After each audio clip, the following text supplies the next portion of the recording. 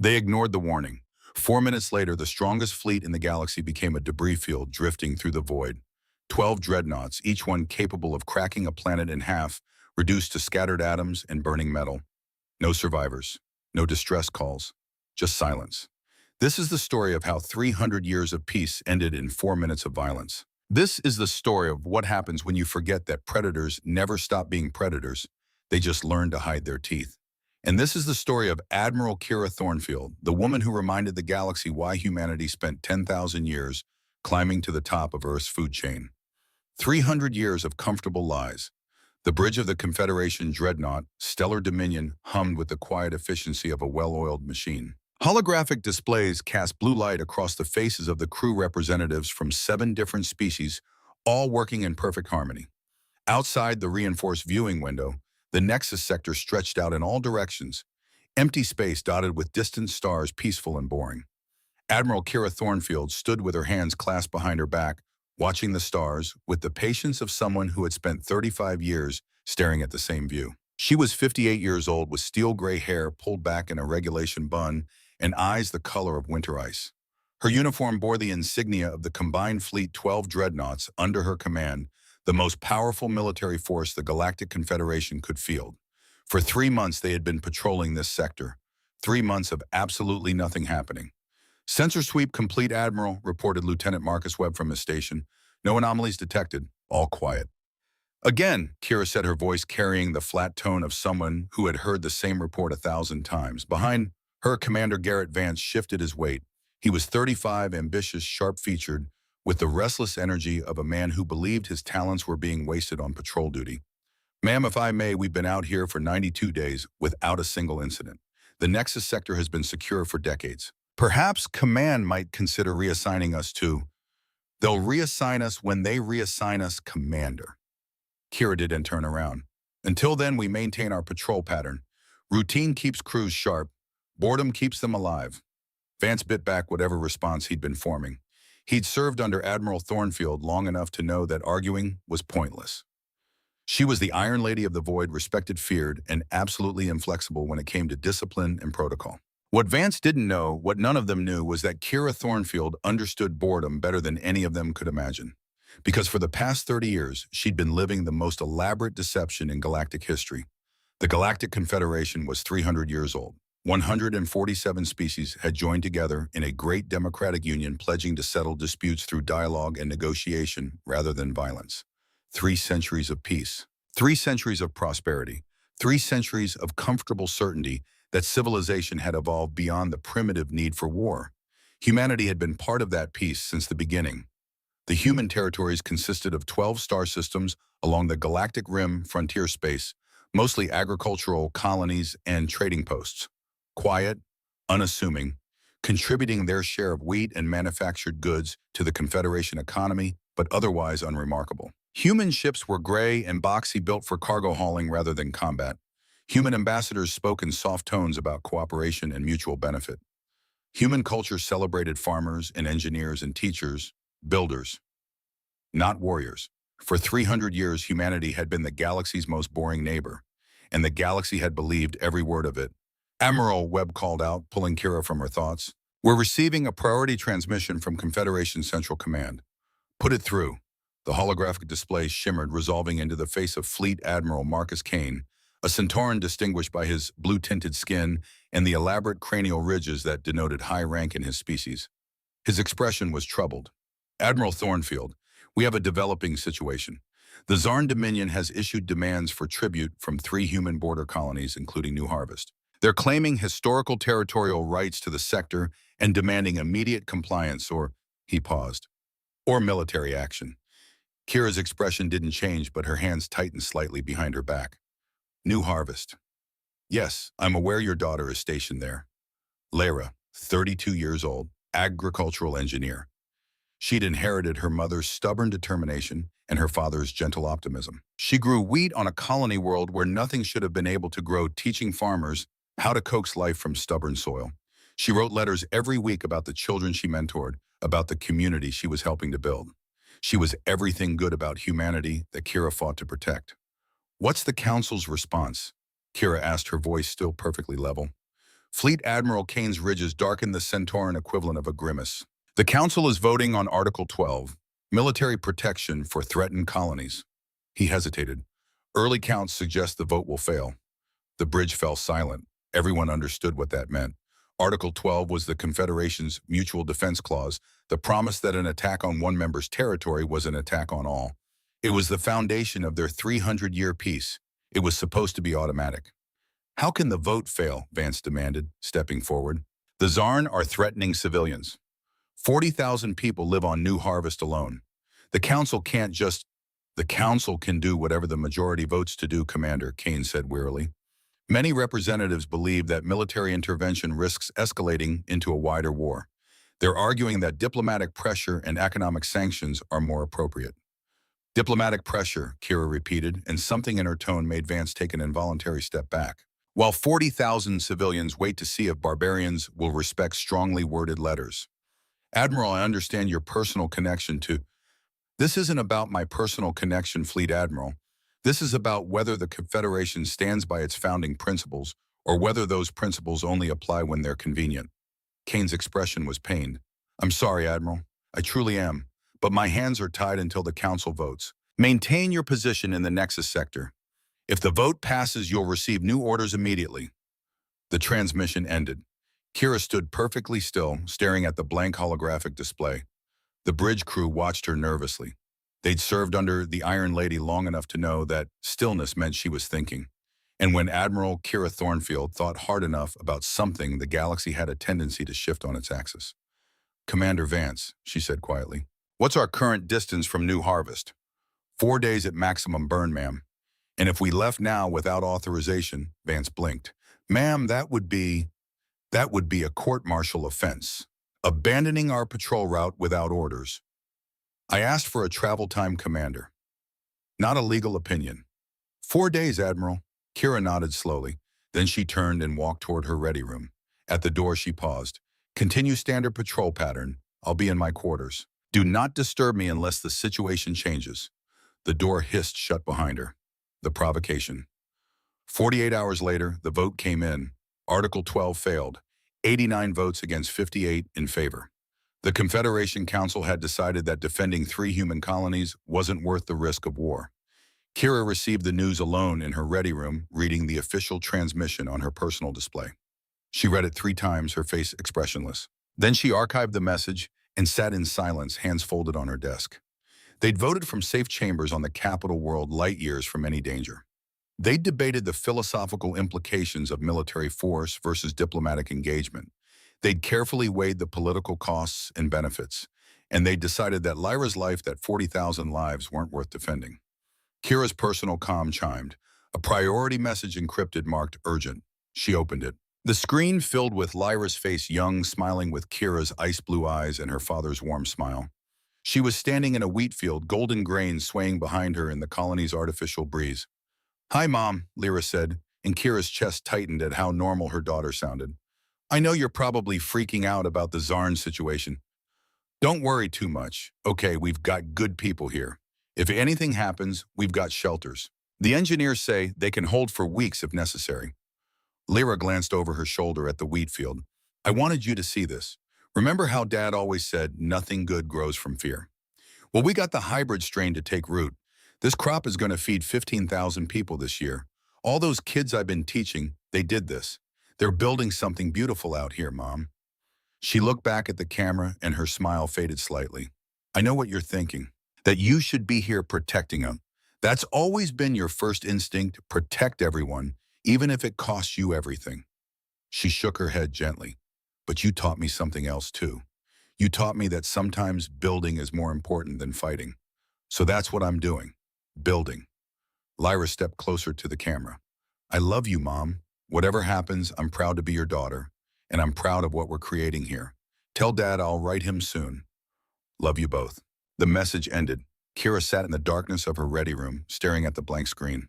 Outside, the Nexus sector continued its eternal rotation. Stars burned. Space remained cold and empty and indifferent. She closed her eyes. When she opened them again, something fundamental had changed in Admiral Kira Thornfield. Something had been cut away clean and surgical and permanent. The attack came 6 hours later. Kira was on the bridge when the emergency transmission burst through, garbled, broken, filled with the sounds of explosions and screaming. Under attack, Zarn Fleet orbital bombardment. Civilian sectors, please. The transmission cut out. Get me new harvest, Kira ordered, her voice cutting through the sudden chaos on the bridge. Now. Webb worked frantically at his station. Can't establish a clear link, ma'am. Massive interference. I'm reading energy signatures consistent with plasma bombardment. Multiple impacts. Show me. The main display shifted to a long-range sensor feed of the new harvest system. Even at this distance, the signatures were unmistakable. 3 Zarn heavy cruisers in stable orbit systematically firing on the colony's population centers. The planet's defensive shields flickered and failed under the sustained assault. How long? Vance asked quietly. At that bombardment rate, 6 hours until the colony is completely sterilized. Kira's hands gripped the command chair's armrest. Send emergency request to Confederation Command. Request immediate authorization to engage. Sending now, ma'am. They waited. 5 minutes. 10. 15. The response came back. Request denied. Maintain current position. Diplomatic channels being pursued. Kira read the message twice. Then she stood from her command chair and walked to the main viewport. Behind her, the bridge crew watched in terrible silence. On the sensor display, New Harvest continued to burn.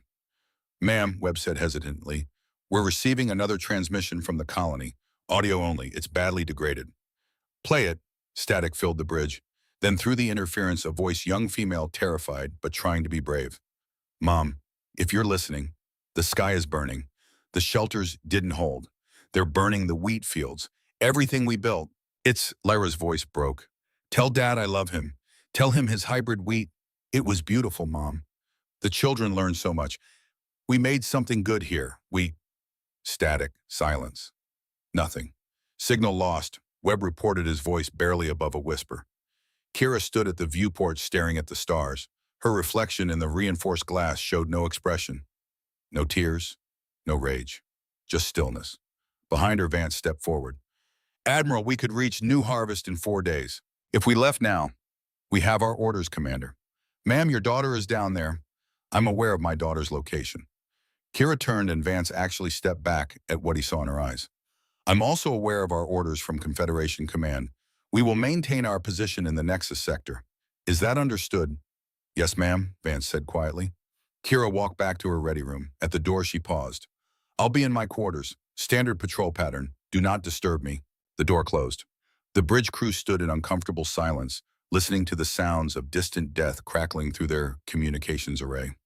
6 hours later, New Harvest fell silent. 40,000 people, men, women, children, farmers, and teachers, and engineers and dreamers, all gone. Reduced to ash and scorched earth in the smoking ruins of what could have been. The Zarn fleet departed. Mission accomplished. No consequences. No response. Just 300 years of comfortable peace, choosing to remain comfortable. And in her ready room, Admiral Kira Thornfield sat in darkness, holding a photo of a young woman standing in a wheat field, smiling at the camera with pride and hope, and absolute trust that her mother would always protect her. The photo was all that remained. Earth's silence. The next morning, Kira emerged from her ready room at 0600 hours, looking exactly as she always did, uniform pressed hair, perfect face composed. If she'd slept, no one could tell. If she'd grieved, she'd done it in private. She was the Iron Lady. Iron didn't crack. Status report, she said, settling into her command chair. Webb hesitated before answering. Ma'am, we've been monitoring transmissions from Earth Command. There's something unusual happening. Explain. 6 hours ago, all communications from Earth and the human colonies went dark. No transmissions, no responses, no routine check-ins. It's like they all went offline simultaneously. Kira's expression didn't change. All human territories. Every single one, ma'am. 12 star systems. Just silent. Around the bridge, crew members exchanged nervous glances. 300 years of reliable human participation in galactic affairs, and suddenly nothing. It was unprecedented. Confederation Command is requesting status updates from all human vessels. Webb continued. They're concerned about a possible systems failure or... His console started screaming. Every sensor on the bridge lit up simultaneously. Warning alarms blared. The main display erupted with contact signatures appearing across the galaxy like flowers blooming in fast forward. Report, Kira snapped. Webb's hands flew across his console, his voice rising with disbelief. Admiral, I'm detecting massive energy signatures from human space. Hundreds of ships, no thousands, all powering up simultaneously. How is this? Show me. The main display shifted to show the galactic map. Red contact markers were appearing everywhere, hundreds, then thousands, spreading across human territory like wildfire. Those merchant ships near the trade lanes, Webb said, his voice shaking. They're shedding their outer hulls. Admiral, there are warships underneath. Military-grade weapons platforms. How did we miss this? Keep reporting, Lieutenant. The museum shipyards orbiting New Terra, they're coming online. Full military production capacity. The energy signatures are off the scale, and there are ships appearing from deep space. Stealth vessels dropping cloak. Admiral, there are thousands of them. Vance stepped up beside Kira's chair. This is impossible. We have comprehensive intelligence on every Confederation member's military capacity. Humans had 12 star systems and a merchant fleet. Where did these ships come from? Kira said nothing. She simply watched the display as the true scope of humanity's hidden strength revealed itself to a shocked galaxy. 240 warships near the trade lanes, 1,200 emerging from the shipyards, 2,000 more materializing from dark space where they'd been waiting in perfect silence. 3,400 warships total. Built over 300 years of careful, patient, methodical preparation. Built while the galaxy debated philosophy and voted on principles and congratulated itself on being civilized. Ma'am, Webb said quietly, we're receiving a priority transmission. It's encrypted, using old military codes. It's addressed to you personally. Put it through. The display cleared. A single line of text appeared. Protocol Fenrir. Released. Welcome home, Admiral. Kira read the message once. Then she stood and walked to her ready room. Over her shoulder, she said, Commander Vance, you have the bridge. Maintain current position. Admiral, what's happening? What's Protocol Fenrir? Kira paused at the door. For the first time in 35 years of service, she smiled. It was not a comforting expression. 30 years ago, Commander, I took an oath, a secret one, in a black ops ceremony that officially never happened. I swore that if the Confederation ever abandoned humanity in our hour of need, we would remember. And if they ever betrayed us, we would activate. She touched the door panel. Before stepping through, she looked back at her crew, these good people from 7 different species who had served under her loyally for years. For 300 years, the galaxy forgot something important. They forgot that apex predators don't stop hunting just because they learn to smile. Her expression hardened. They're about to remember. The door closed. 60 seconds later, it opened again. Admiral Kira Thornfield stepped back onto the bridge wearing a uniform that nobody recognized. Black instead of blue. No Confederation insignia. Instead, on her chest, a patch showing Earth rising over a lunar horizon surrounded by stars. The uniform she'd kept hidden in a sealed locker for 30 years. The uniform of the Earth Defense Force. Commander Vance, she said calmly, I am formally resigning my commission in the Confederation Combined Fleet. You are now in command of this vessel. My recommendation is that you maintain current patrol pattern and report this development to Confederation Command immediately. Vance stared at her. Admiral, you can't just, I can, Commander. And I am. She walked to the communication station. Lieutenant Webb, I need a secure channel to the Earth Defense Command. Authorization code Thornfield Sigma 7. Webb's fingers moved automatically, muscle memory overriding confusion. Channel open, ma'am. Kira spoke clearly into the comm. This is Admiral Kira Thornfield, Earth Defense Force Service number 2187 Alpha, confirming receipt of Protocol Fenrir activation, requesting immediate tactical update and fleet assignment. The response came back immediately in a voice that was calm and professional and utterly devoid of emotion. Admiral Thornfield, welcome home. Your fleet is assembling now. All ships ready for deployment. Awaiting your command. Understood. Transmit tactical data to my personal coordinates. I'll be transferring to my flagship within the hour. Acknowledge, Admiral. Earth Defense Command sends its condolences regarding your daughter. She was one of 40,000. They will all be remembered. Kira's hand tightened on the communication panel, the only sign of emotion she allowed herself. Thank you, Thornfield out. She turned to face her former crew. They stared at her like they'd never seen her before. In a sense, they hadn't. For 300 years, Kira said quietly, humanity played the role the galaxy wanted us to play. Peaceful, harmless, boring. We grew wheat and transported cargo and smiled and nodded when the council made its decisions. She clasped her hands behind her back. But we never forgot what we were. what we had to be if we were going to survive in a galaxy that votes on whether your children deserve to live. You were building a military, Vance breathed. All this time, while pretending to be merchants and farmers. We weren't pretending, Commander. We are farmers. We are merchants. But we're also something else, something older, something the galaxy forgot because we let them forget. She walked to the viewport and looked out at the stars. Every human is trained from childhood. Basic military skills alongside reading and mathematics. Every merchant ship is a warship in disguise. Every museum shipyard is a fully operational military production facility. Every colony has underground bunkers and weapon caches and evacuation protocols. She turned back to face them. We hoped we'd never need any of it. We really did. And now, Vance asked, now the Zarn Dominion is going to learn a lesson. One we learned 10,000 years ago on Earth, fighting our way to the top of the food chain. Kira's expression was cold as winter. Peace is a beautiful dream, but it only works when everyone agrees to dream it. The moment someone decides to be a nightmare, her smile returned sharp and terrible. You need hunters to kill the monsters. A shuttle was waiting when Kira left the Stellar Dominion. Through the viewport, Vance and the crew watched it accelerate toward human space, toward the growing fleet of ships that had been hiding in plain sight for 3 centuries. Webb pulled up the tactical display one more time, staring at the numbers. 3,400 warships. How did we miss this? How did anybody miss this? Because they wanted to, Vance said quietly. The galaxy wanted to believe in peace so badly that they stopped looking for predators. They forgot that the most dangerous hunters are the ones that know how to wait. On the display, the human fleet was beginning to move. Not scrambling, not panicking, moving with the calm precision of a force that had been planning this moment for 300 years. And at its head, a single flagship bearing the name Retribution, Admiral Kira Thornfield's new command. The Iron Lady was going to war, and the galaxy was about to discover why humanity had spent 3 centuries preparing for a fight they hoped would never come. The Zarn fleet was celebrating.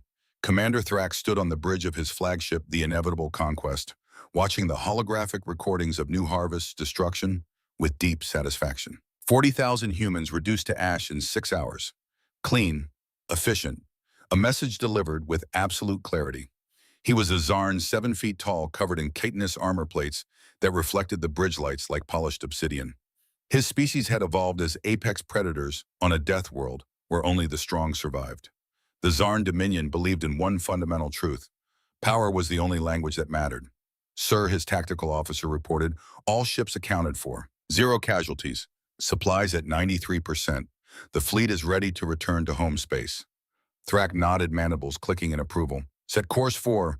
Every alarm on the bridge started screaming simultaneously. Contact, the tactical officer shouted. Multiple contacts appearing on long-range sensors. 200, no 240 vessels. Unknown configuration. They just appeared out of nowhere. Thrak's 4 eyes narrowed. Impossible. There's nothing in this sector. Show me. The holographic display shifted, showing the approaching fleet. The ships were unlike anything in the Confederation database. Sleek, angular, matte black hulls that seemed to absorb light rather than reflect it. No unnecessary decorations, no proud emblems. Just pure, purposeful design. Origin, Thrak demanded. Unknown, sir. Wait. The tactical officer's voice rose in confusion. Sir, they're broadcasting in galactic standard. The message is, it's addressed to us specifically. Play it. A voice filled the bridge. Female. Cold. Absolutely devoid of emotion or mercy. Zarn Dominion Fleet. This is Admiral Kira Thornfield of the Earth Defense Force. You have committed an act of genocide against human civilians. You will now face the consequences of that action. There will be no negotiation. No surrender will be accepted. You chose to be monsters. Now face the hunters. Silence fell across the bridge. Then Thrak started laughing. It was a harsh clicking sound that sent shivers through his crew. Humans, the grain farmers, and cargo haulers, they send 200 ships against my armada. He gestured at the tactical display showing his own force, 200 heavy cruisers, each one battle-tested and crewed by warriors bred for combat. They don't even have a military. This is suicide. Sir, the tactical officer said nervously, those ship configurations. I'm reading energy signatures that don't match anything in our database. Their power output is, I don't care if they're powered by captured stars, Thrak snarled. We have numbers, we have experience, and we have the Zarn way. He stood to his full height. All ship battle formation. We'll crush these farmers and add their ships to our trophy collection. Today, the galaxy learns that the Zarn Dominion answers to no one. The two fleets continued their approach. Zarn heavy cruisers spreading into a classic encirclement formation. Human ships maintaining a tight defensive sphere, moving with synchronized precision that was almost mechanical. On the bridge of the inevitable conquest, Thrak watched the tactical display with predatory anticipation. This would be over in minutes. He had no idea how right he was. Aboard the Retribution, Admiral Kira Thornfield stood in her command center surrounded by holographic displays showing every angle of the approaching battle. Her crew, 40 men and women in Black Earth Defense Force uniforms, worked in absolute silence. No unnecessary chatter, no nervous tension, just professional focus. They'd been training for this moment their entire lives. Captain Helena Morse stood at Kira's right hand, her intelligence officer, 40 years old with auburn hair and sharp green eyes that missed nothing.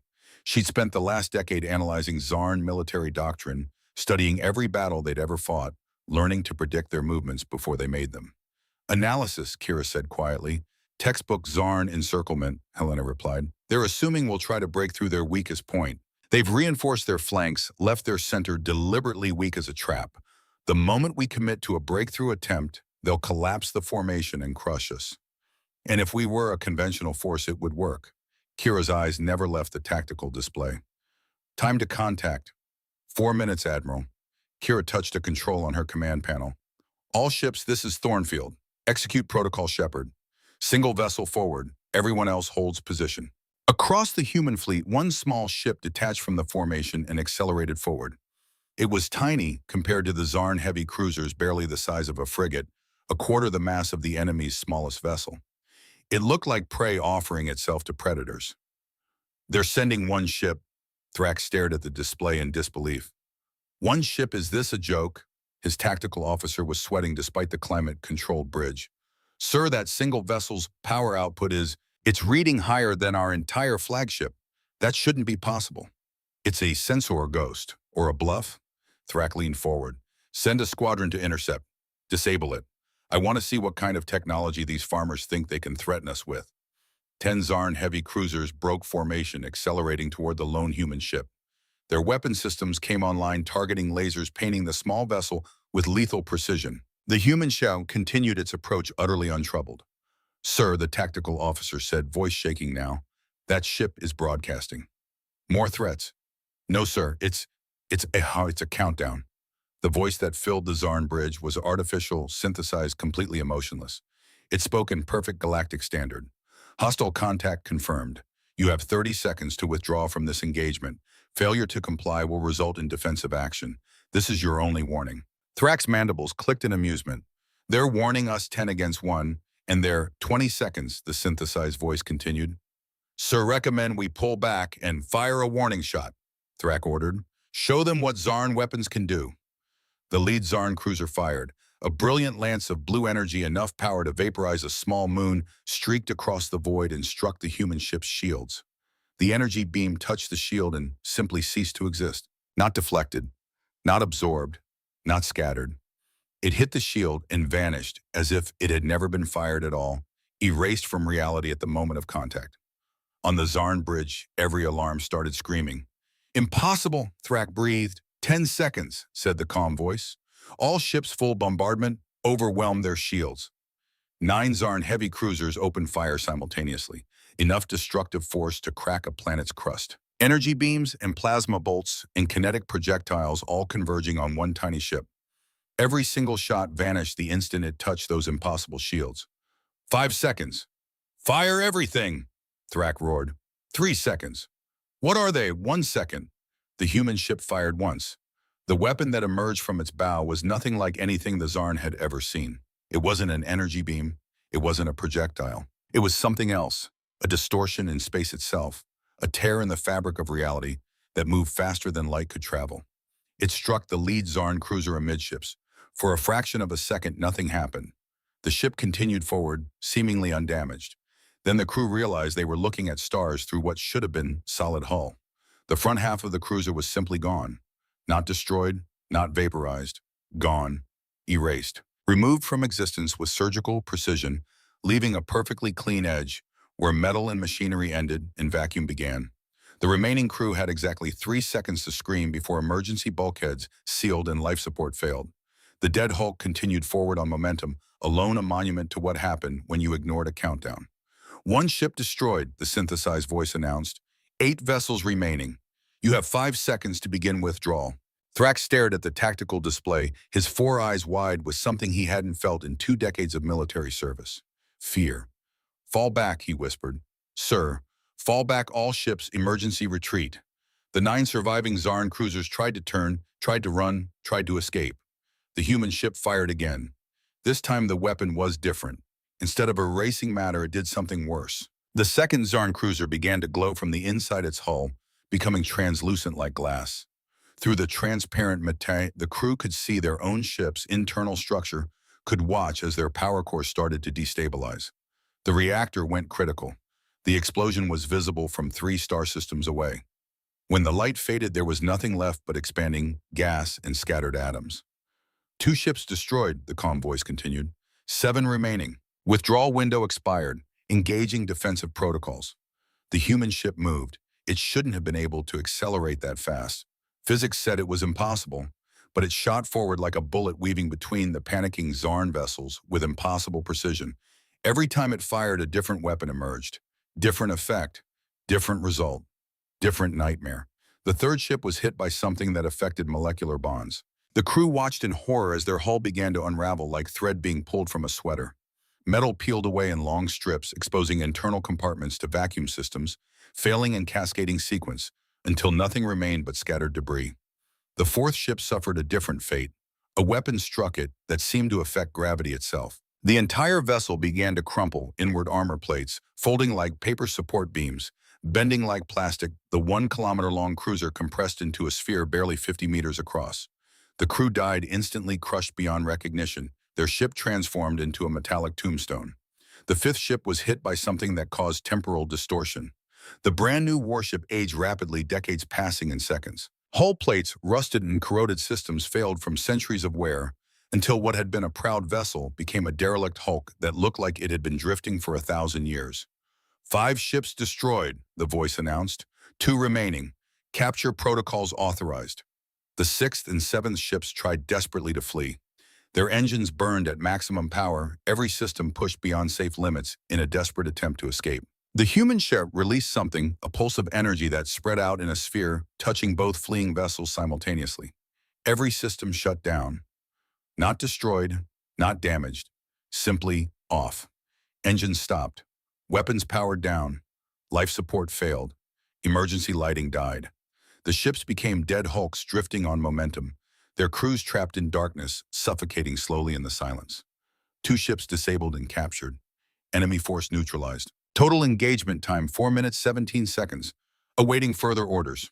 On the bridge of the inevitable conquest, Thrax stared at the tactical display showing his squadron reduced to 2 lifeless hulks and scattered debris. His mandibles trembled. His armor plates, usually so strong and imposing, seemed to rattle. "How many ships do they have?" he whispered. His tactical officer's voice cracked. "Sir, that was 1 ship. 1 ship just destroyed 7 heavy cruisers in 4 minutes. And there are 239 more, just like it, waiting behind it." The rest of the Zarn fleet hung in space, paralyzed by the impossibility of what they'd just witnessed. 200 heavy cruisers crewed by the galaxy's most feared warriors, and not one of them wanted to move forward. Because now they understood what they were facing. Not farmers, not merchants, not the peaceful neighbors who'd spent 3 centuries smiling and nodding and pretending to be harmless. Apex predators who'd been pretending to be prey for so long that the galaxy forgot what they really were. A new voice came over the communication channels. Not synthesized, human, female, cold as the void between stars. "Commander Thrak, this is Admiral Kira Thornfield. You killed my daughter yesterday. You killed 40,000 civilians. You thought there would be no consequences because the Confederation voted to abandon us." There was a pause. "You were wrong," Thrak found his voice. You destroyed 7 ships with 1 vessel. This is impossible technology. Where did you go? We built it. While you were celebrating your strength, we were studying. While you were conquering, we were preparing. For 300 years, we pretended to be what the galaxy wanted us to be. But we never forgot what we had to become if the galaxy betrayed us. What do you want? Thrak demanded, trying to inject strength back into his voice. Surrender tribute. We can negotiate. I don't want negotiation. I want you to understand something. That ship you just saw, it's our smallest class, a scout vessel. We have 239 more of them here, and they're the weakest things in our fleet. On the tactical display, the human formation began to shift. Ships larger than the scout emerged from the formation. Cruisers, destroyers, battleships, dreadnoughts that dwarfed even Thrak's flagship. And behind them all, a massive vessel that was less a ship and more a mobile fortress, 3 kilometers long, bristling with weapons that made the scouts' armament look like toys. The Retribution, Kira's flagship. Here's what's going to happen, Kira's voice continued. Your fleet will remain in this position. Any ship that tries to flee will be disabled. Any ship that fires will be destroyed. You will sit here and think about what you did to New Harvest. And then, her voice dropped to something below freezing. Then I'm going to show you what happens when you wake a sleeping apex species. On the Retribution's bridge, Kira stood surrounded by holographic displays showing the frozen Zarn fleet. Helena Morse stepped up beside her. Admiral, we've successfully intimidated them. They're not moving. If we offer terms now. No. Helena blinked. Ma'am, they don't get terms. Not yet.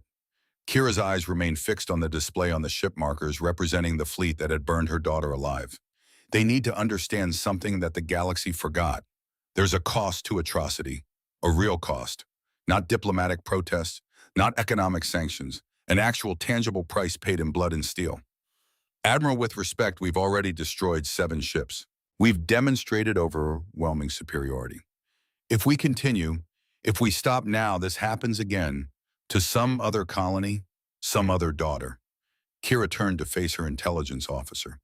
The galaxy spent 3 centuries teaching itself that violence has no consequences, that barbarians can be reasoned with, that strength doesn't matter as long as everyone agrees to be civilized.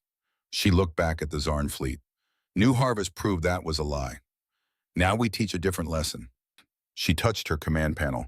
All ships execute Protocol Harbinger. Full fleet engagement. Total superiority demonstration. Show them what we are. Across the human fleet, 240 warships moved forward as one. The Zarn fleet scrambled to respond. 200 ships against 240. On paper, nearly equal odds. Commander Thrak allowed himself a moment of hope. Maybe the scout had been a fluke. Maybe their conventional fleet was just that conventional. The hope lasted exactly 15 seconds. The human ships opened fire, and the Zarn fleet discovered what 300 years of hidden technological development looked like. Weapons that bent gravity, crushing ships like tin cans.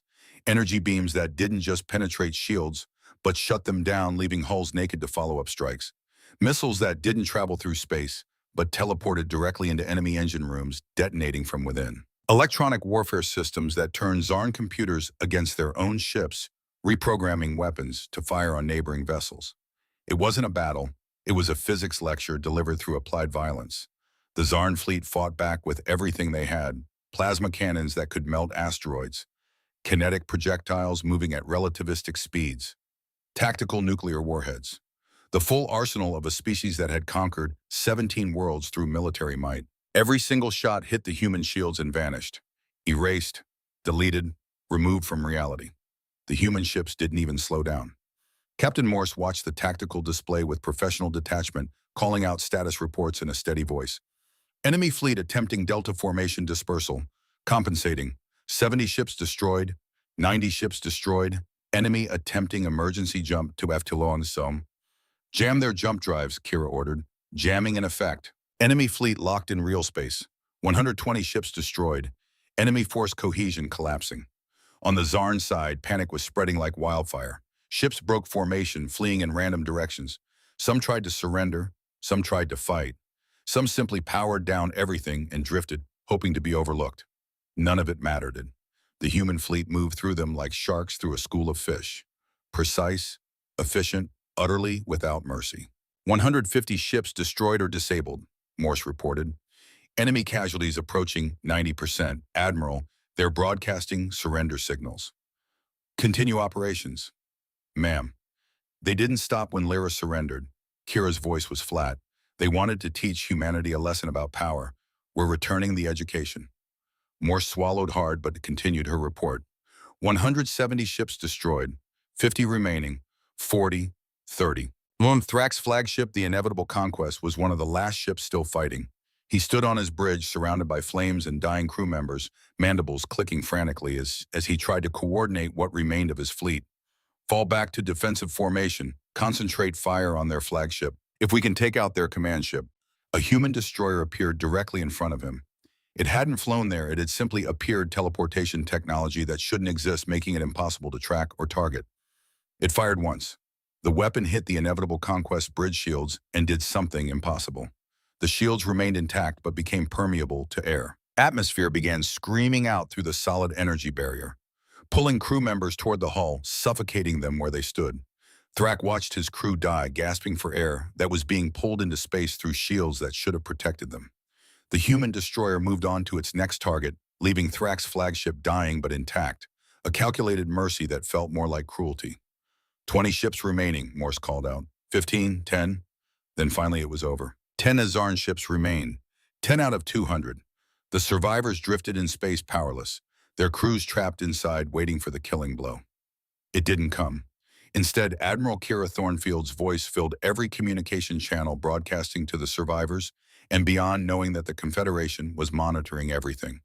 Attention, surviving Zarn vessels. You have been defeated. Your fleet is destroyed. Your warriors are dead or disabled. You came to human space thinking we were weak, thinking we wouldn't fight back, thinking 300 years of peace meant we'd forgotten how to hunt. Her voice grew colder. You were wrong. We didn't forget.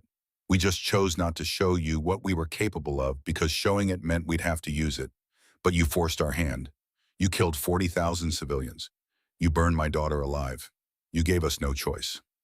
A pause. Now here's the part you don't expect.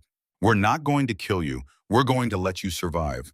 We're going to rescue your crews from the disabled ships. We're going to provide medical care for your wounded. We're going to treat you better than you treated New Harvest. Confusion rippled through the Zarn survivors. Mercy. From apex predators. We're doing this not because you deserve it. You don't. We're doing this because, unlike you, we remember that we're supposed to be civilized. That strength without restraint is just murder. That victory without honor is hollow. Kira's voice became steel. But understand this. We're letting you live so you can carry a message back to the Zarn Dominion. Tell them what happened here. Tell them that humanity isn't what they thought. Tell them that the farmers and merchants they dismissed spent 300 years building weapons they hoped they'd never have to use. And tell them that if they ever threaten human worlds again, next time we won't stop at 10 ships. Next time we'll bring all 3,400 vessels to Zarn home space. And next time we won't show mercy. Silence fell across the battlefield. Then Kira added more quietly, my daughter's name was Lyra. She was 32 years old. She taught children how to grow wheat. She never hurt anyone. She built things instead of destroying them. You killed her because you could. Because you thought there would be no consequences. Another pause. Today you learn that there are always consequences. You just don't see them until the predators decide to stop hiding their teeth. She cut the transmission. Around her, the Retribution's bridge crew stood in silence. They just participated in the most one-sided battle in recent galactic history. 200 ships destroyed in less than 4 hours. Not one human ship damaged. Not one crew member injured. Total. Complete, absolute dominance. Helena Morse stepped close to Kira and spoke quietly. Admiral, that was brutal. The galaxy is watching. They're going to see this and they're going to see what happens when you attack us, Kira interrupted. Good. Let them see. Let them understand. She turned to face her intelligence officer. For 300 years, humanity played by the galaxy's rules. We voted. We debated. We trusted that civilization would protect the innocent. And when we needed that protection, most of the Confederation voted no. She gestured at the tactical display, showing the destroyed Zarn fleet. This is what happens when the civilized world decides that protecting the weak isn't worth the political cost. The hunters wake up, and once they're awake, the whole galaxy has to adapt. And now, Morse asked. Kira pulled up a galactic map. Red markers showed Zarn military positions across 40 star systems, over 10,000 ships. The remaining 98% of their fleet. Now we teach the rest of them the same lesson. Every single Zarn ship, every military installation, every command center. We dismantle their capacity for aggression piece by piece until they can never threaten another colony again. Admiral, that's a full-scale war. That could take months. It'll take 60 days, Kira said calmly. I've already run the projections. 60 days to break the Zarn dominion completely. She looked at Morse. You asked what happens now. Now we show the galaxy what 300 years of preparation looks like. Now we demonstrate why humanity spent centuries building weapons we hoped we'd never use. She touched her command panel. All ships prepare for extended operations. Plot courses for the Zarn core systems. We're taking this war to their territory, and we're not stopping until every single ship that could threaten human civilians is scrap metal. Around the bridge, crew members straightened in their stations. They'd signed up for defense. Now they were being asked to become something more. But when they looked at their admiral, at the woman who'd lost her daughter because the galaxy voted to abandon them, they understood. This wasn't conquest. This was a lesson, a message written in fire and steel across the galaxy. The human fleet jumped to FTL, leaving behind the wreckage of 200 Zarn ships in a battlefield that would be studied in military academies for centuries to come. The engagement that would later be known as the 4-Minute War. Though it actually lasted 4 hours, the name came from that first brutal demonstration with the scout ship was over. But the real war was just beginning. And across the galaxy, in the halls of the Confederation Council, in the war rooms of a dozen different species, in the quiet conversations of beings who thought they understood how power worked, a new calculation was being made. Humanity had played the part of harmless neighbors for 300 years. But the mask was off now. The predators were awake. And the entire galactic order was about to be rewritten by a species that everyone had underestimated. Admiral Kira Thornfield stood on her bridge looking at the stars, thinking about a daughter who died in wheat fields because diplomacy failed. And she made a promise. Never again. No matter what it cost. No matter how many ships she had to destroy or how many enemies she had to make. Never again. Day 7 of the war. The Confederation Council chambers on Centauri Prime had never been so quiet. 147 species represented in the Grand Circular Hall, and not one delegate spoke above a whisper. They watched the holographic displays showing tactical updates from the Zarn front with the stunned silence of people witnessing the impossible. 7 days, 3 Zarn core systems, 4,000 enemy ships engaged, human casualties still 0. Chancellor Varen, a Centauran diplomat with elaborate cranial ridges that denoted his high station, stood at the central podium. His blue-tinted skin had taken on an unhealthy pale shade. He'd been chancellor for 40 years, presiding over an era of unprecedented peace and prosperity. That era had ended 7 days ago. We are receiving reports, he said, his voice carefully controlled, that the human fleet has destroyed or disabled 2,000 Zarn military vessels in the past week. They have cracked planetary shields on 3 Zarn colony worlds, shields that should have taken months to penetrate in under 6 hours each. They are using weapons technology that violates everything we understand about physics. He paused, looking around at the assembled delegates. And they are doing all of this without taking a single casualty. They're not fighting a war, they're conducting an extermination. Ambassador Torvin of the Regelian Collective stood, a tall, crystalline being whose body refracted light in complex patterns. Chancellor, we must intervene. The Zarn committed atrocities. Yes, but this response is disproportionate. This is genocide. Is it? The voice came from the back of the chamber. Every delegate turned. A woman walked down the center aisle. She wore the black uniform of the Earth Defense Force, moving with the precise steps of someone who'd spent a lifetime on military vessels. Her ice blue eyes swept across the assembled representatives with an expression that could freeze helium. Admiral Kira Thornfield had come to the Confederation Council. Admiral, Chancellor Varen said, struggling to maintain composure. You were not invited to. I resigned my commission in the combined fleet. I'm no longer bound by Confederation protocols. Kira walked to the center of the chamber, standing beneath the holographic displays showing the Zarn systems under assault. But I thought the council might want to hear from the person they abandoned before you vote on whether to protect the people who murdered my daughter. Silence. 40,000 civilians. Kira continued, her voice carrying to every corner of the vast chamber. That's how many people died on New Harvest. The Zarn bombed them for 6 hours. Hospitals, schools, residential districts, agricultural zones. They burned everything. She looked up at the tactical displays. You voted on whether those 40,000 people deserve protection. 89 of you voted no. 58 voted yes. The majority decided that defending human colonists wasn't worth the political risk. Ambassador Torvin's crystalline structure flickered with agitation. The council believed that diplomatic solutions. My daughter was an agricultural engineer. Kira interrupted, her voice cutting like a blade. She taught children how to grow wheat on a world where nothing should grow. Her last words to me were, I love you. Kira's hands clenched behind her back, the only visible sign of emotion. Then the transmission cut out, because a Zarn plasma bomb vaporized the communications building, along with everyone inside it. She was 32 years old. She never hurt anyone, she built things. She created life where there was none. A pause. And you voted that she wasn't worth defending. Chancellor Varen cleared his throat. Admiral, we understand your loss. We truly do. But your response has been extreme. 2,000 ships destroyed. Entire military installations leveled. You're systematically dismantling the Zarn Dominion's capacity for self-defense. Yes, Kira said simply. That's exactly what I'm doing. You can't simply watch me. Kira gestured at the displays. For 300 years, humanity played by your rules. We voted, we debated, we trusted in the system. We trusted that when evil came, civilization would stand together. Her voice dropped to something colder than vacuum. Then evil came, and civilization voted to look the other way. So now humanity is writing new rules. She turned in a slow circle, making eye contact with delegates from dozens of species. You want to know why we hid our military capabilities for 3 centuries? Because we knew this day would come. We knew that eventually someone would test whether the Confederation's principles actually meant anything, whether your promises were real or just comfortable words. She stopped facing the Chancellor directly. You failed that test, so now we operate under different principles. And what principles are those? Demanded Ambassador Torvin. Kira's expression hardened. Si vis pacem para bellum. If you want peace, prepare for war. It's an ancient Earth saying. For 300 years you forgot it. You made weakness into a virtue. You called it enlightenment. She shook her head. But weakness doesn't create peace.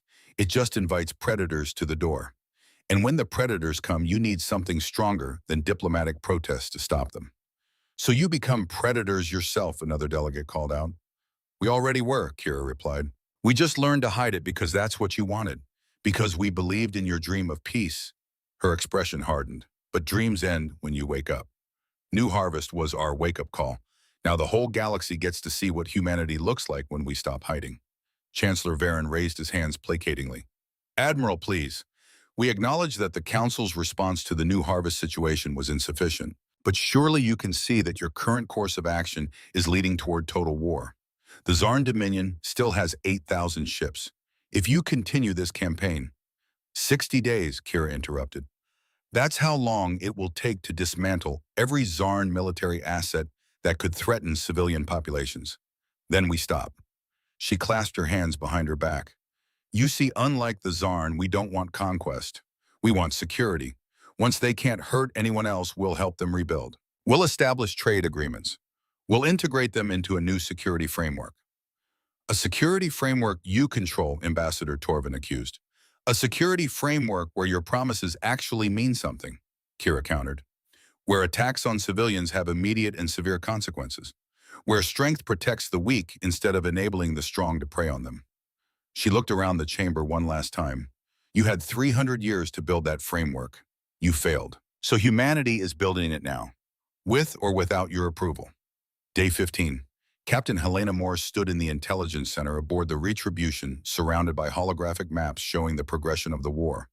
Red markers indicated Zarn military positions, thousands of ships, hundreds of installations, all being systematically eliminated.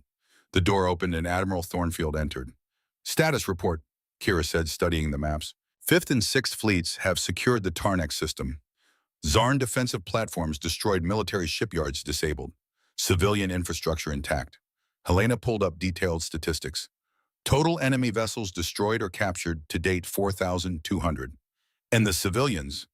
We've been following your protocols, Admiral. Precision strikes only. Civilian casualties estimated at less than 1,000 across all engagements, primarily from Zarn military positioning weapons in populated areas. We've been broadcasting warnings and evacuation routes before each strike. Kira nodded slowly. Good. Pull up the projections for the next phase. Helena manipulated the displays showing planned operations across a dozen star systems. If we maintain current pace, we'll reach the Zarn homeworld system in 40 days. That's where things get complicated. Show me. The display zoomed in on a blue-green world orbiting a yellow sun. Zarn Prime, population 14 billion. The Zarn High Council is consolidating their remaining fleet here. 6,000 ships in defensive formation around the homeworld. They're using the civilian population as a shield, betting that we won't attack when it risks billions of lives. Kira studied the tactical situation in silence. Helena watched her admiral carefully, seeing the calculations running behind those ice-blue eyes.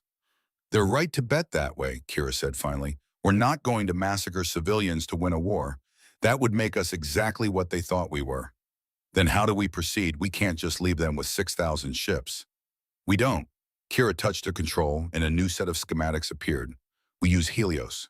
Helena felt her stomach drop. "Admiral, once we deploy that platform, every species in the galaxy will know we have star-killer capability." The political ramifications.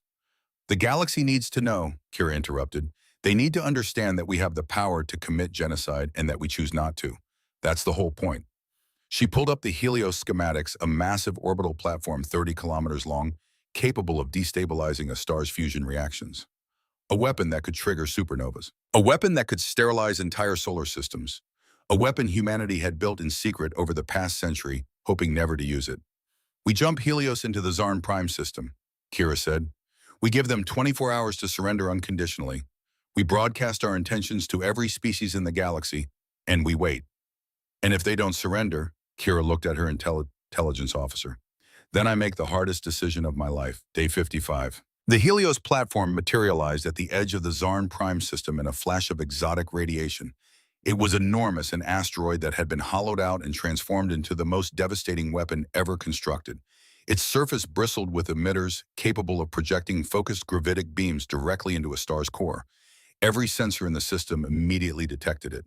Alarms screamed on 6,000 Zarn warships. Civilian populations on the planet below looked up at their sky and saw the death of their world hanging in orbit like a sword of judgment.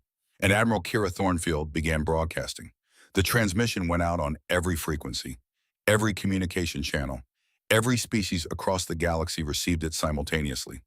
The Confederation Council chambers on Zentari Prime filled with delegates watching in real time. On Earth, in the rebuilt New Harvest Memorial Center, survivors gathered to watch their admiral speak. Kira stood on her bridge alone in frame, wearing her black uniform, with her hands clasped behind her back. Her expression was carved from ice. "This is Admiral Kira Thornfield of the Earth Defense Force, broadcasting to the Zarn High Council and to all species of the galactic community. 55 days ago, the Zarn Dominion attacked the human colony of New Harvest, killing 40,000 unarmed civilians. The Galactic Confederation voted against intervention. The Zarn believed this meant there would be no consequences." She paused, letting that sink in across 1,000 worlds. They were wrong. In the past 8 weeks, humanity has destroyed or disabled over 5,000 Zarn military vessels. We have dismantled their capacity to project force beyond their home system. We have done this without human casualties while minimizing civilian deaths through precision targeting and advanced warnings. The camera pulled back slightly, showing the tactical display behind her Helios platform, in position, its target solutions calculated and ready. "The platform you see in orbit of Zarn Prime is designated Helios. It is a stellar destabilization weapon. If activated, it will cause the Zarn sun to go supernova within 6 hours. The resulting explosion will sterilize every world in this system. 14 billion people will die. The Zarn species will effectively cease to exist." On Zarn Prime, panic was spreading. On the Confederation Council, delegates sat frozen in horror. Across the galaxy, 1 billion conversations stopped. "We are now offering the Zarn High Council a choice: unconditional surrender within 24 hours, followed by complete disarmament and participation in a new security framework. In return, humanity will help rebuild your military infrastructure under international oversight, establish fair trade agreements, and provide humanitarian aid to your civilian population." Kira's expression didn't change, but her voice took on a harder edge. "Or refuse. Maintain your military stance. Force us to activate Helios. Choose extinction over the pride of surrender." She stepped closer to the camera. "I want to be absolutely clear about something. We built this weapon not because we wanted to use it, but because we needed to prove we could use it. We needed the galaxy to understand that humanity has the capacity for absolute destruction. But more importantly, we need the galaxy to understand that we choose restraint." A pause. "My daughter died because the civilized galaxy forgot that evil exists. That sometimes strength is the only language monsters understand. The Zarn attacked us because they believed we were weak. They were wrong. We're not weak, we're disciplined. There's a difference. Another pause longer. The Confederation Council believes this is genocide. They're wrong. Genocide is what happened to New Harvest. 40,000 people burned alive because they were inconvenient to someone else's ambitions. What we're offering is justice with mercy, a chance for the Zarn people to survive and rebuild under a framework that prevents them from ever committing atrocities again. She looked directly into the camera. To the Zarn High Council, you have 24 hours. Choose wisely. Choose life. But understand that if you choose death, if you force our hand, we will activate Helios. And we will live with that decision for the rest of our lives.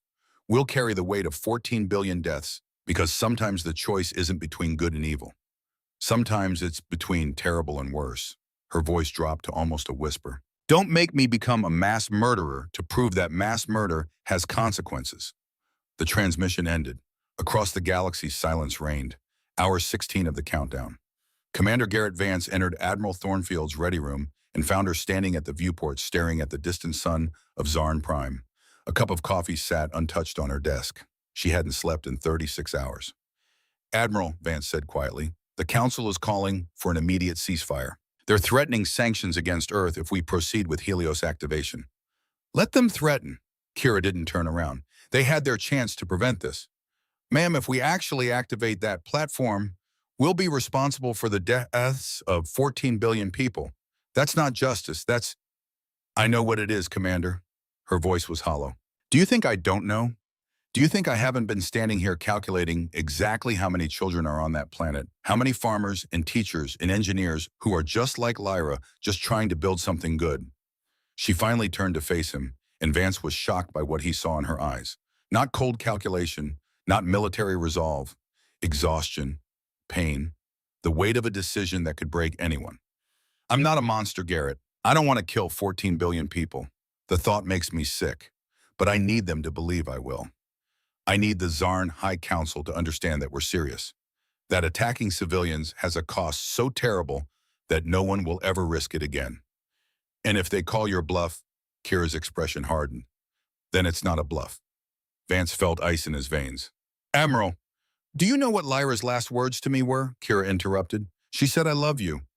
She walked back to the viewport. I've been standing here trying to figure out what love means in this context.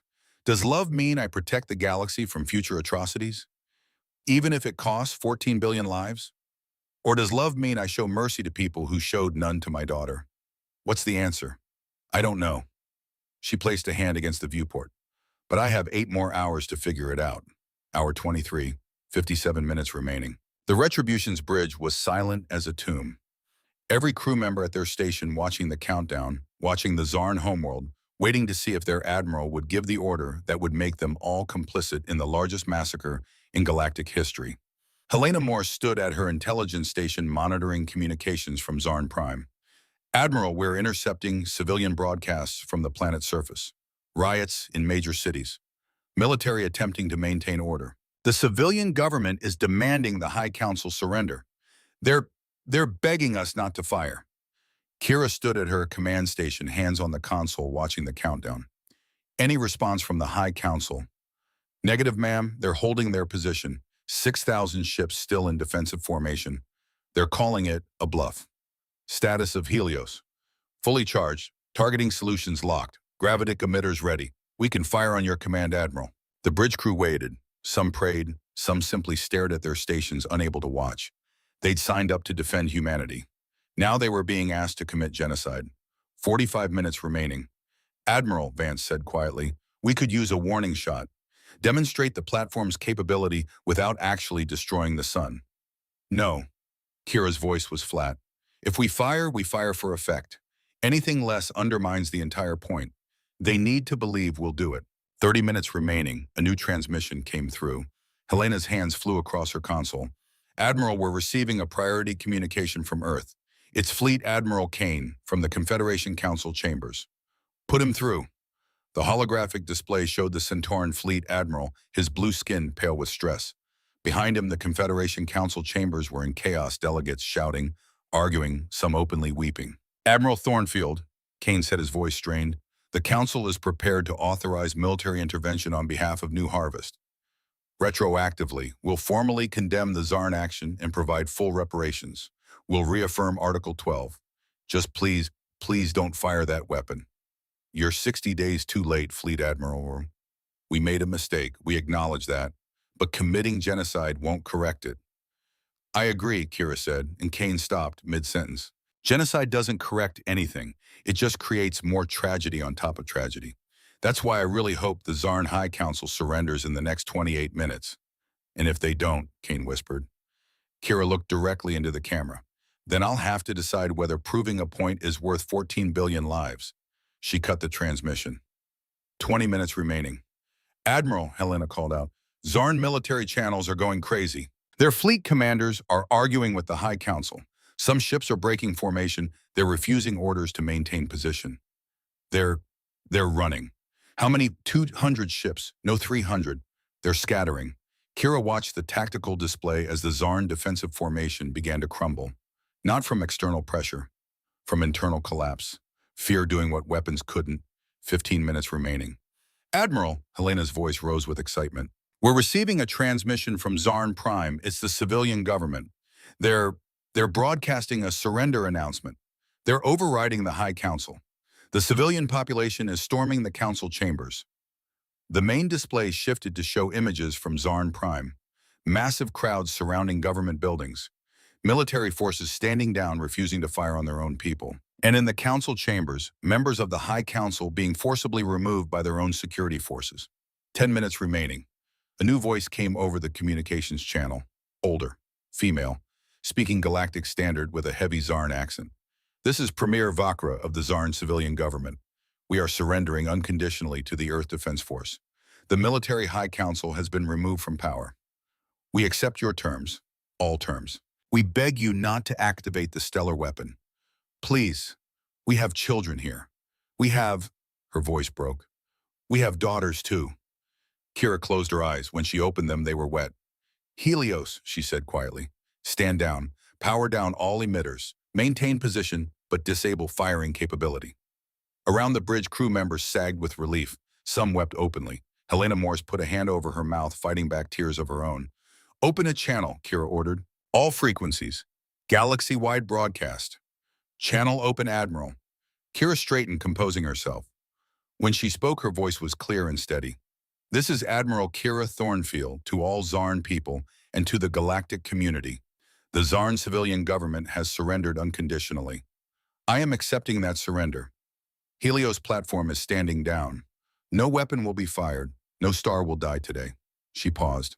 To the people of Zarn Prime, your leaders chose to use you as shields. Your civilian government chose to save you. That took courage.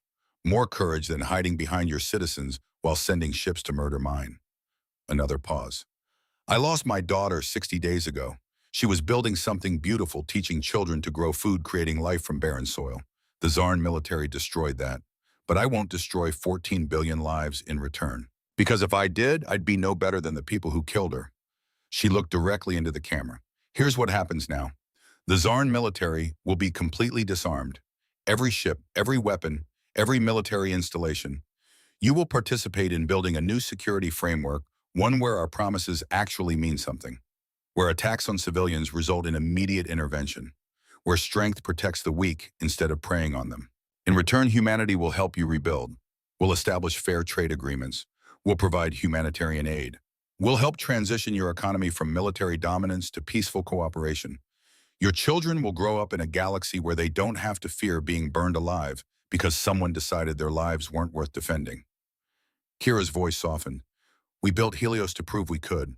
We powered it down to prove we wouldn't. That's the difference between civilization and barbarism. That's the lesson the galaxy needed to learn. Power without restraint is tyranny. We've been tyrants on Earth in our past. We learned to hate what we became. Now we teach that lesson to the stars. She straightened. The 60-day war is over. We won. And we're going to spend the next 60 years making sure everyone understands what victory with honor actually means. The transmission ended. On Zarn Prime, 14 billion people looked up at their sky and wept with relief. In the Confederation Council chambers, delegates sat in stunned silence, processing what they just witnessed. Across the galaxy, a fundamental shift had occurred. Humanity had demonstrated the capacity for absolute destruction and the wisdom to refrain from using it. The predators had shown their teeth, then chosen not to bite. 10 years later, the new Harvest Memorial stood on a hill overlooking wheat fields that stretched to the horizon. 40,000 names carved in black marble, arranged in concentric circles around a central flame that never extinguished. It was the anniversary. Admiral Kira Thornfield stood before the memorial, now 68 years old, her hair fully white, her face lined with years of command and consequence. She walked with a slight limp, now not from injury but from age and the weight of carrying entire fleets on her shoulders for 4 decades. She stood before one name specifically, Lyra Thornfield, agricultural engineer, age 32. So others may live in peace. She knelt, placing wheat stalks at the base of the stone, one from David Lyra's father. He'd stopped coming to the anniversaries 3 years ago. Too painful, he'd said. She understood. Some wounds don't heal. They just scar differently. Every year I come here, Kira said quietly, knowing the memorial sensors would record her words. I asked the same question. Was it worth it? 60 days of war, 5,000 enemy ships destroyed, billions of lives threatened, all to avenge 40,000 deaths, including you. She touched the carved letters of her daughter's name. I still don't know the answer. I destroyed lives, Lyra. Not 14 billion, but thousands. Enemy crew members who probably didn't want to be there. People who had families, who had dreams, who might have been like you in different circumstances. Their blood is on my hands. A breeze rustled through the wheat fields, the hybrid strain Lyra had developed, now growing across 20 colony worlds. But then I see what your death bought. 43 conflicts resolved by human intervention in the past decade. The Zarn Dominion transformed from aggressors to peacekeepers, their former warriors now protecting the colonies they once threatened. A new framework where our promises actually mean something. A galaxy that understands strength must serve justice, not undermine it. She looked out at the wheat fields. Your wheat feeds 15 million people now. The children you taught are adults running agricultural programs across the frontier. They name their daughters after you. They plant your hybrid strains and tell stories about the woman who could make life grow anywhere. Kira's voice broke slightly. You built life, I took it. We both shaped this galaxy, sweetheart. I just wish I could ask if you'd be proud of me or disappointed. If you'd understand why I did what I did, or if you'd shake your head and tell me I missed the whole point of everything you stood for. Behind her, footsteps approached. She didn't turn around. Admiral, said a familiar voice. Commander Garrett Vance, now Admiral Vance, commander of the ED-F 3rd Fleet. At 45, he'd become one of the youngest fleet admirals in human history. Ceremony's about to start. They're waiting for you. Let them wait, Kira said. I'm talking to my daughter. Vance moved to stand beside her, looking at the memorial wall. You know what I remember most about the war, not the battles, not the victory, the moment when you chose not to fire Helios. When you had every justification to commit genocide and you chose mercy instead. That wasn't mercy. That was just not being a monster. No, ma'am, that was wisdom. Vance gestured at the memorial. Lyra died so the galaxy could remember evil exists. You showed restraint so the galaxy could remember good still does too. That's the balance. That's what makes us different from them. Kira was quiet for a long moment. Then she straightened, squaring her shoulders. Come on. We have young officers waiting who need to hear why they're guardians instead of conquerors. They walked together toward the memorial amphitheater where several hundred Earth Defense Force cadets had gathered. Young men and women in their 20s wearing the black uniforms with Earth insignia representing the next generation of humanity's protectors. Kira took the podium. The cadets fell silent. 10 years ago, she began. I stood on the bridge of my flagship and threatened to kill 14 billion people. I powered up a weapon that could destroy a star and gave the Zarn High Council 24 hours to surrender. For 23 hours and 50 minutes, I genuinely didn't know if I'd give the order to fire. She let that settle over the young officers. Some of you think that makes me a hero. Some of you think it makes me a monster. Here's what I want you to understand. It makes me human. Flawed, capable of terrible things in the name of justice. And that's exactly why we have rules, procedures, oversight. Because the moment you start believing you're incapable of becoming a monster is the moment you're most at risk of becoming one. She walked to the edge of the stage, looking at their young faces. You're joining the Earth Defense Force at a time when humanity has more power than any species in galactic history. We have weapons that can crack planets, technology that makes us nearly invincible in combat. The capacity to enforce our will across 1,000 star systems. She paused. And that's exactly why you need to be more than warriors. You need to be philosophers, ethicists, people who understand that power means nothing without the wisdom to know when not to use it. A young cadet raised her hand. Admiral, what if we face another situation like New Harvest? What if the Confederation fails us again? Then we intervene anyway, Kira said simply. But we intervene to protect, not to conquer. We save lives, not end them. We build what failed into something that actually works instead of destroying the whole system because it disappointed us once. She looked across the assembled cadets. The Zarn attacked us because they saw weakness. We responded with overwhelming force. But we stopped. We showed mercy. We helped rebuild. That's the model. That's what separates guardians from tyrants. Another cadet stood. Admiral, some species still fear us. They say we're predators, waiting for another excuse to show our teeth. Kira smiled, but it was a sad expression. They're right to be wary. We are apex predators. We spent 300 years hiding that fact because that's what the galaxy wanted. But New Harvest taught us that hiding your nature doesn't keep you safe. It just makes you a victim waiting to happen. She clasped her hands behind her back. So yes, we're predators now, openly, honestly. But we're predators who choose to protect the herd instead of hunting it. That's the choice every one of you will face in your careers. When you have power, when you have the advantage, when you could take what you want, will you protect or will you prey? She gestured at the memorial behind her. 40,000 people that died because the galaxy forgot that choice matters, because they thought civilization meant everyone would naturally choose to be good. But evil doesn't go away just because you vote that it shouldn't exist. Someone has to stand against it. Someone has to be strong enough to fight monsters and wise enough to not become one. Kira's voice grew stronger. That's your job now. You're not just military officers. You're guardians of a principle that says strength serves justice, not the other way around. You'll face situations where the right choice isn't clear, where mercy looks like weakness, where restraint feels like failure. She looked directly at them. In those moments, remember this place. Remember 40,000 names on that wall. Remember that every action has consequences that echo across generations. She walked back to center stage. My daughter built life, taught children, grew wheat where nothing should grow. She was everything good about humanity. I destroyed 5,000 ships to avenge her death. And you know what? She'd have hated that.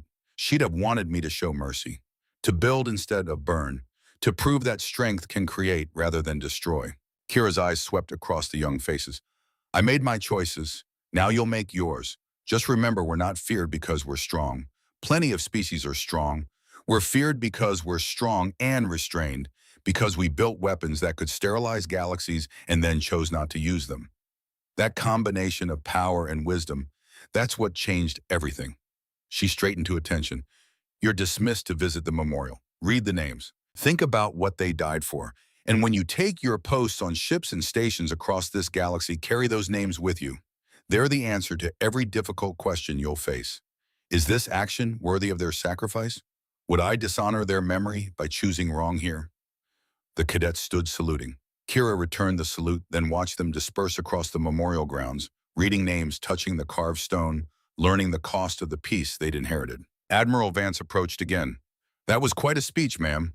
It was the truth. Kira looked back at Lyra's name on the wall. I just hope it's enough. Admiral Thornfield. They turned to see a young Zarn female approaching, barely 20 years old, wearing a civilian diplomatic corps uniform. Her chitinous armor plates were a lighter shade than Commander Thrax had been, indicating youth. She walked with visible nervousness. I'm Kella, she said in slightly accented galactic standard. Cultural exchange program. I wanted to meet you. Kira studied the young Zarn. Why? Because 10 years ago you could have killed my entire family. Every person I know, you had the weapon, you had the justification, and you chose not to. Kella's mandibles trembled slightly. I was 8 years old, hiding in a shelter on Zarn Prime, listening to my mother cry because she thought we were all going to die. Then your broadcast came. You powered down the weapon. You said we had daughters too. She straightened. I'm here because I want to understand what made you stop. What made you show mercy to people who showed none to your daughter? I need to understand that because someday I'll be in a position of authority in my government and I want to make better choices than our High Council did. Kira was quiet for a long moment. Then she gestured toward the memorial wall. Walk with me. They moved through the memorial together, the aging human admiral and the young Zarn diplomat. Kira stopped at Lyra's name. This is my daughter, Lyra Thornfield. She taught children how to grow wheat. Your military burned her alive. Kira's voice was steady but not cold. For 55 days, I systematically destroyed your fleet. Every day, I thought about activating Helios. Every day, I calculated whether 14 billion Zarn lives equaled 40,000 human lives, plus the deterrent value of total extinction. Kella listened, mandibles still. You want to know why I stopped? It wasn't mercy. It wasn't compassion. It was math. Kira touched the carved letters of her daughter's name. If I killed 14 billion people, I'd prove that atrocity justifies atrocity. That genocide is acceptable if you're angry enough. That power without limits is fine as long as you're the one holding it. And every species watching would learn that lesson. She looked at the young Zarn.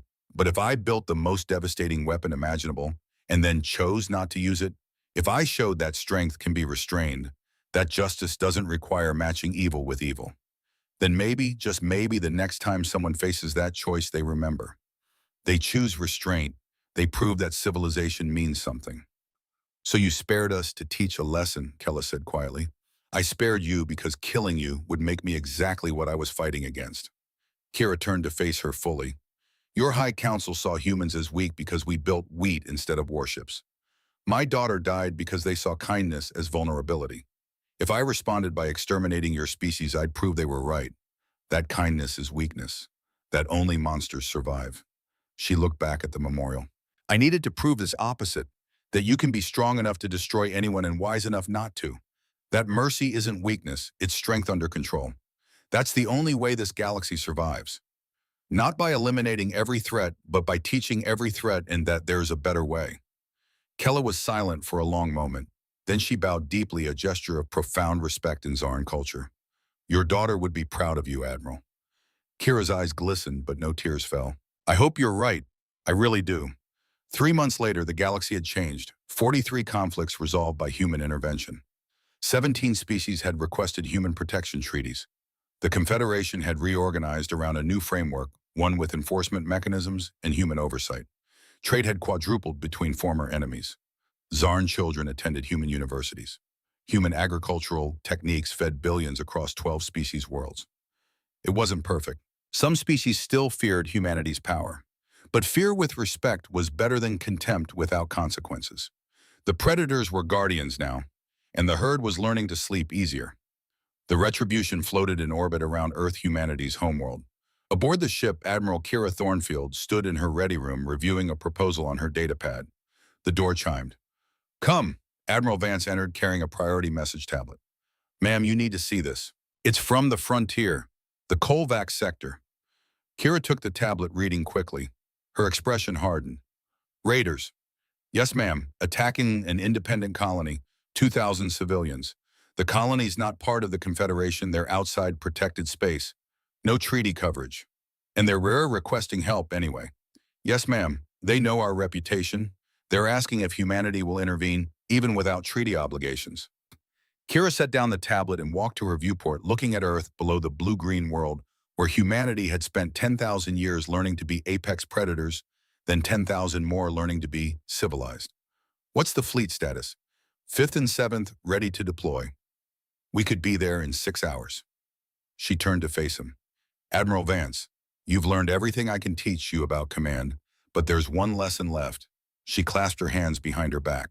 When do we intervene? Vance thought carefully. When the strong prey on the weak. When evil acts and civilization looks away. When someone needs defending and no one else will stand up. And what makes that our responsibility? Because we can defend them. Because power that serves only itself is tyranny. Because Lyra died so we'd remember evil exists, and that means we have to stand against it. He met her eyes. Not for profit, not for territory, not even for thanks. We do it because someone must, and we're the only ones who can. Kira smiled, a real smile, this time warm and proud. You've learned well. You're ready. She picked up the tablet. 5th and 7th fleets are under your command. Deploy to Kolvax sector. Protect those civilians. Show the galaxy that humanity's promise extends beyond treaty obligations. She paused. And Garrett, remember what we are. Not conquerors, not missionaries, guardians. We protect. We don't rule. We defend. We don't dominate, understand? Yes, ma'am, he saluted. What about you? Me. Kira looked out at Earth. I'm retiring, for real this time. I've carried enough weight for one lifetime. Time to let your generation show what you've learned. The fleet won't be the same without you. Good. That means you'll make it better. She returned his salute. Go save those colonists, and when you're done, don't wait for thank you. Just move on to the next people who need help. That's what Guardians do. Vance left. Through her viewport, Kira watched the 5th and 7th fleets begin their deployment sequence. Beautiful ships, powerful ships, ships that could crack planets, but chose instead to protect them.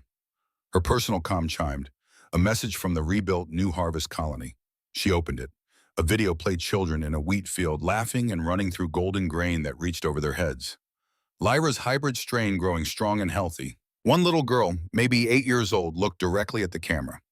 Thank you, Admiral Thornfield, she said with a gap-toothed smile. My teacher says your daughter made this wheat. She says you made us safe. When I grow up, I want to be like both of you, building things and protecting things. The video ended. Kira closed her eyes, letting the tears finally fall. After 10 years of carrying the weight of 60 days of war, of 5,000 destroyed ships, of the choice not to fire Helios, she finally let herself grieve.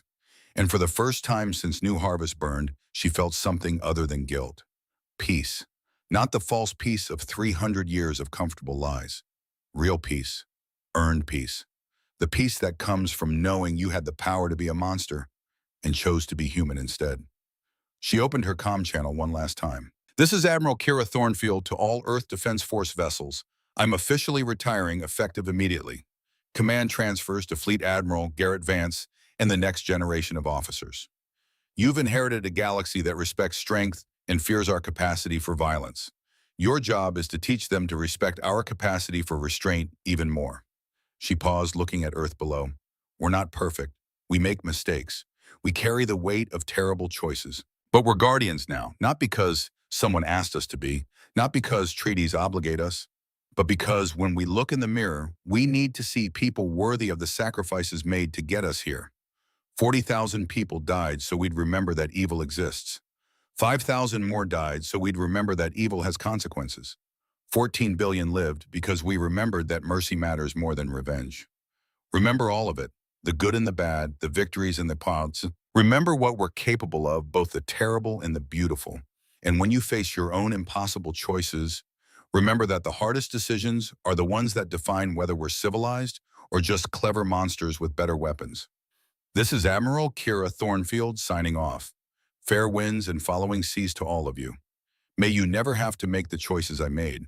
But if you do, may you choose as well as you can and forgive yourselves for the rest.